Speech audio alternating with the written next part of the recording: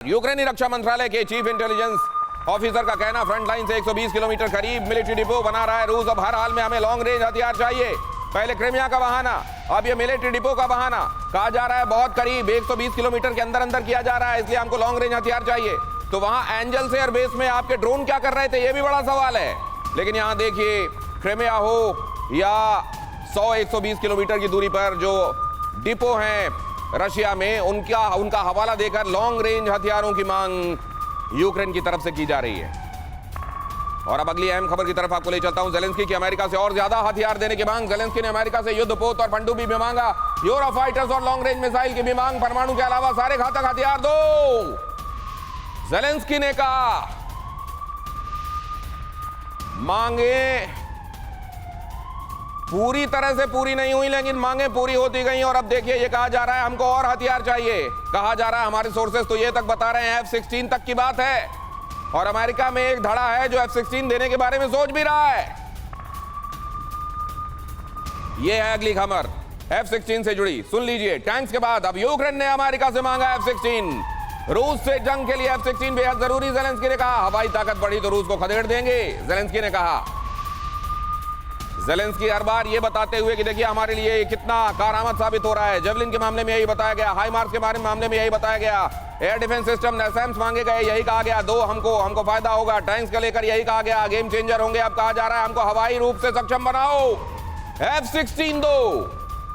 ये मांगे कितनी जायज, कितनी बेजा। प्रफुल्ल बख्शी सर अगर मेरे साथ जुड़ पाए तो उनसे मैं ये बात जरूर करना चाहूंगा, लेकिन पहले आपको रक्तकाल में ये अहम पड़ाव जरूर देखना चाहिए। ये एलैबोरेशन, ये हथियार दे दिया तो अब वो भी दो, वो दे दिया तो अब वो भी दो, उससे हम खदेड़ देंगे, इससे हम भगा देंगे, इससे हम स्वतंत्र हो जाएंगे। क्या कहा जा रहा है, जरा देखिए। F-16 लड़ाकू विमान दो, पनडुब्बी दो, युद्धपोत चाहिए हमें दो, टॉर्पीडो चाहिए, यूरोफाइटर्स चाहिए, लॉन्ग रेंज मिसाइल चाहिए, परमाणु छोड़कर सभी घातक हथियार दो। ज़ेलेंस्की की तरफ से यह कहा जाना, ये वेस्ट किस तरीके से लेगा, यूरोप किस तरीके से लेगा, नेटो किस तरीके से देखेगा, रशिया किस तरीके से देख रहा होगा, और ज़ेलेंस्की का ये पॉइंट ऑफ व्यू कितना जायज, कितना लेजिटिमेट मौजूदा दौर में है, ये भी हम समझेंगे। यूक्रेन युद्ध में अमेरिका ने रेड लाइन क्रॉस की, ये रशिया कह चुका है कि उन्होंने तो रेड लाइन बहुत पहले क्रॉस कर दी है। यूक्रेन को F-16 लड़ाकू विमान देने का प्लान बनाया जा रहा है, तो इसको क्या कहा जाएगा, ये तो रेड लाइन से बहुत आगे की बात हो जाएगी। पहले हिमार्स दिए गए, NASAMS दिए गए, अब अब्राम टैंक्स की खेप तैयार है, आगे F-16 फाइटर जेट तक बात जा रही है और वहां विचार किया जा रहा है। परिणाम क्या होगा, क्या तीसरा विश्व युद्ध, क्या इतनी सारी सप्लाई, ठीक है बूट्स ऑन द ग्राउंड नहीं जाएंगे, डायरेक्ट इन्वॉल्वमेंट नहीं होगा, जैसा अभी कह रहे थे अशोक सज्जनहार सर, नेटो का डायरेक्ट इन्वॉल्वमेंट तो नहीं हुआ, लेकिन इतनी सारी मदद, क्या इसके बाद भी इसको यही माना जाएगा कि ये यूक्रेन वर्सेस रशिया है। F-16 की लेकिन बात हुई है, तो F-16 की बात क्यों की जा रही है, ये भी आपके सामने बहुत जल्दी से रख देना चाहता हूं मैं।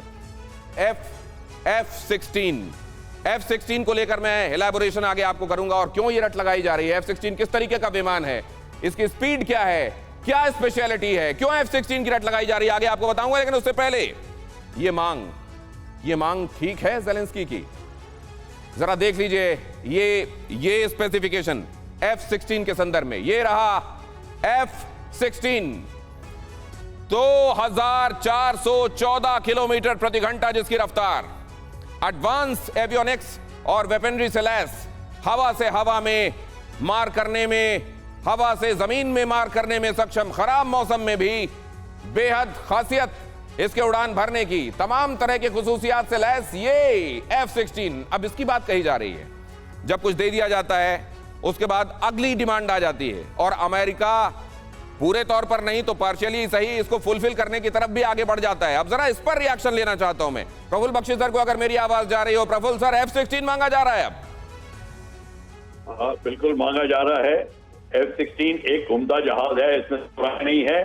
इसकी स्पीड की इतनी बात नहीं होती, टैक्टिकल स्पीड की बात होती है। वेपन लॉन्चिंग बहुत एफिशिएंट है इसकी, और इसके कॉकपिट रडार टॉप क्लास का है, इसमें दो राय नहीं है।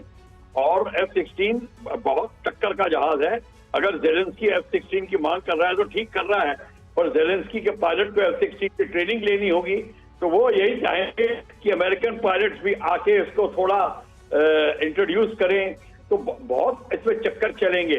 और क्वेश्चन ये है, आपको मैं बता दूं, अमेरिका मानेगा, F-16 जरूर सप्लाई करेगा, उसको पैसे मिल रहे हैं, सारा का सारा पैसों का गेम है, सब कमाई हो रही है आर्मामेंट इंडस्ट्री की। ये सारी चीजें लड़ाई खत्म नहीं होगी जब तक पैसे लोगों के पास देने के लिए होंगे। They will be laughing all the way to the banks. Right, आपने ये बात कही है सर, यहां पर ये बताता चलूं 49% से बढ़ गया है हथियारों का बाजार अमेरिका। 49% quantum jump. 2022 की बात मैं कर रहा हूं, 2023 के आगे आंकड़े मिलेंगे और F-16 तक की बात हो रही है, तो फिर समझ लीजिए इसमें कितना इजाफा होगा।